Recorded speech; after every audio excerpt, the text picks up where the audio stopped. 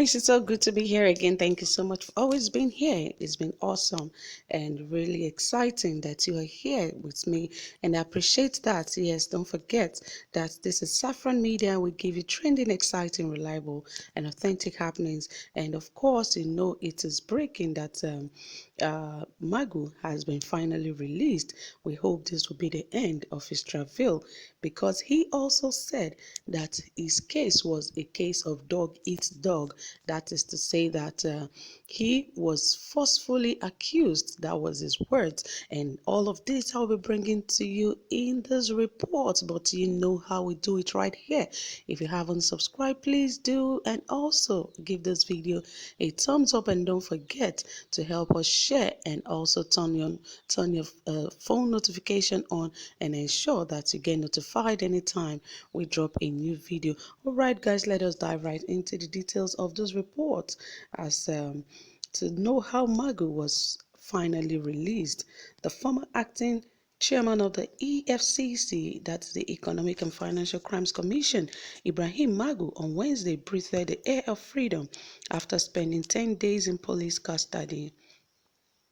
He was released shortly after the Inspector General of Police, Muhammad Adamu, directed one of his lawyers, Tosin Ojaomo, to direct his bail application to the presidential panel, probing his activities in office. Ojaomo confirmed the release of his client, saying, "Yes, I can confirm that Magu has been released this evening," he stated. Meanwhile, the President, Major General Muhammad Buhari, has ordered the suspension of 12 directors of the EFCC, including the Commission Secretary Olanipekun Olukoyede. The order of one correspondent gathered has handed down on Friday following a request by the presidential panel investigating the allegation of the graft and misconduct against the former EFCC acting chairman, Ibrahim Magu. We also learned that the directors were asked by the Attorney General of the Federation, Abubakar Malami San, to proceed on suspension on Tuesday in compliance with the presidential order. A source said the panel actually requested the suspension of all the directors of the EFCC to go, and following the request, the president asked the AGF to direct the directors and other senior officials to proceed on the suspension. Immediately, the officials were informed on Tuesday. This is happening as some loyalists to Magu were said to have fled, while with some sensitive files requested by the presidential panel. It was gathered that the panel called for the files, but the officials in charge were said to have failed to respond to the panel's summons.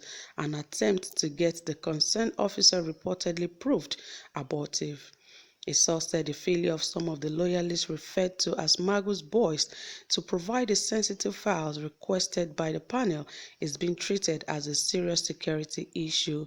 Meanwhile, Magu on Wednesday demanded a copy of the report of the Presidential Committee on Audit of the Recovered Assets and a memo by the Attorney General of the Federation to President, in which 22 allegations were leveled against him.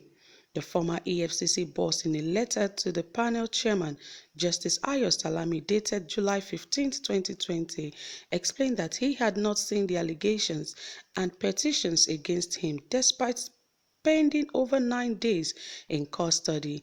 Magu, in a letter written by his lawyer Wahab Shitu, further said that he was ready to respond to the allegations against him if provided a copy of the allegations. The letter was a follow-up to the earlier one addressed to the panel, dated July 10th.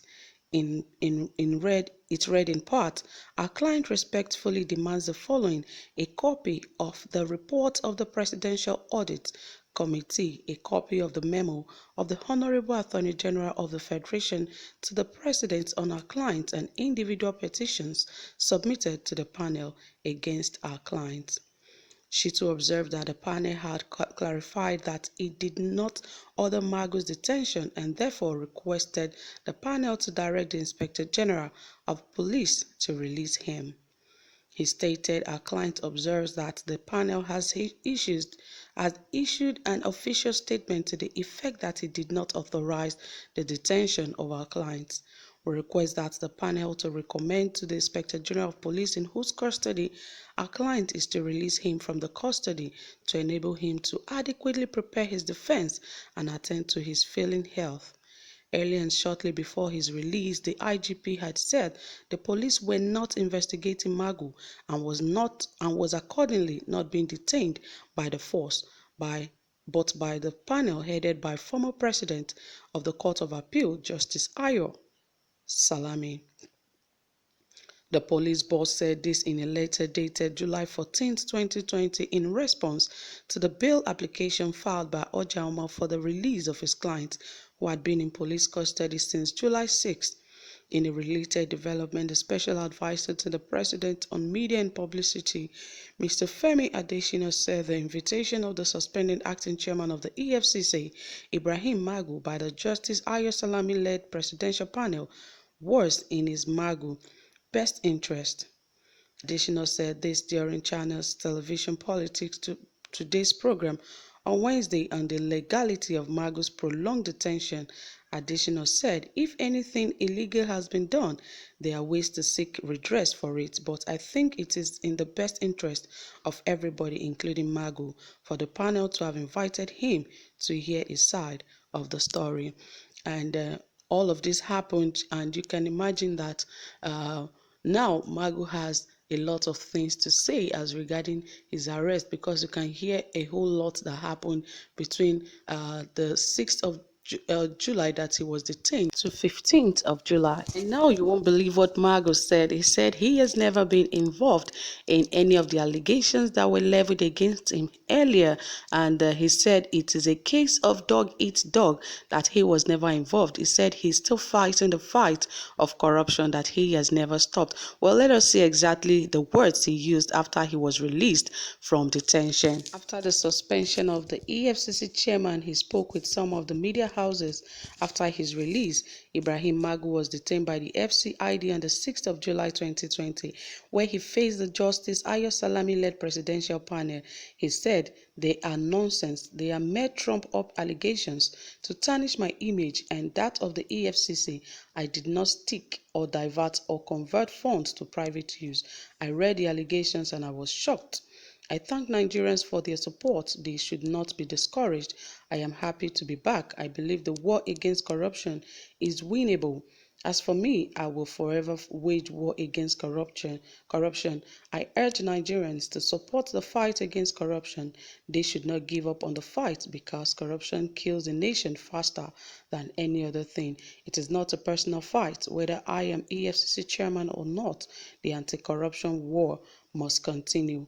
What I have gone through is a case of dog eat dog, but I see it as one of those risks of the job. But we must not give up in any way," he said. So that was the words of Magu after his release from detention. So guys, you can see there's more to this than meets the eyes, and of course we are still keeping our fingers crossed to see the remaining part of this, because we know there's still more drama surrounding this case and we are yet to unfold all of that. Truth is it is only Nigeria that gets to see things like this, that an anti-corruption boss is being alleged of corruption, and just like that he has been released. And you can imagine all of the case and all of the allegations that were leveled against him, that some of the files found in his house, found in his office, and now he's a lawyer, and even himself is saying that they were all allegations, that they are not true, that all of these are just to tarnish his image and spoil his name, that he is still continuing the fight of corruption. I wonder why all of this is happening, because perhaps maybe because he has been released so he can say a lot of things, but I don't think this is right.